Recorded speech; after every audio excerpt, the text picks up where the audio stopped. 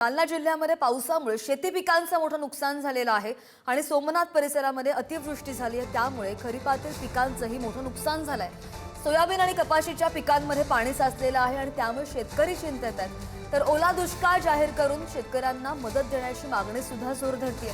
पाऊस कायम राहिला तर गोदावरीला सुद्धा पूर येण्याची शक्यता वर्तवली जाते आणि त्यामुळेच खबरदारीचा उपाय म्हणून नागरिकांचं स्थलांतर केलं जात आहे।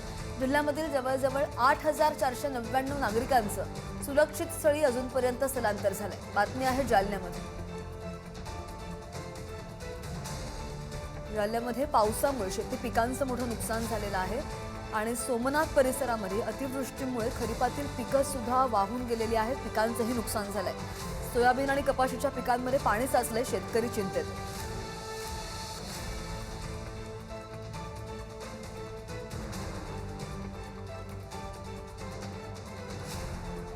शेतामध्ये अक्षरशः पाण्याचा तुडुंब तलावाचं स्वरूप प्राप्त झालेलं दिसून येत आहे।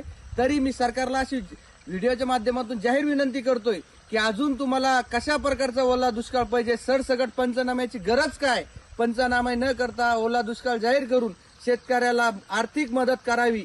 या व्हिडिओच्या माध्यमातून मी तुम्हाला विनंती करतो, नसता या शेतकऱ्याला आत्महत्या केल्याशिवाय पर्याय उरणार नाही। आता जी आपली परिस्थिती आहे, जवळपास 8000 लोकांना आपण आपले जे रेस्क्यू सेंटर्स आहेत तिथे शिफ्ट केलेलं आहे। आपले जवळपास 23 सेंटर जे आहे तिथे 8000 लोक आता आपल्या सोबत आहे। याच्यामध्ये जे मोठे कॅम्प्स आहे, मत्स्योदरी शाला तीर्थपुरी, जिल्हा परिषद शाला लोणी, जिल्हा परिषद शाला गोंदी, मत्स्योदरी शाला हदगाव, असे जे 4 मोठे कॅम्प्स आहेत तिथे जास्त प्रमाणावर लोक आहे। सगळीकडे जेवणाची सोयी आम्ही केलेली आहेत आणि त्यांच्या सोबतच त्यांचे जे जानवर आहे त्यांना सुद्धा हलविलं आहे।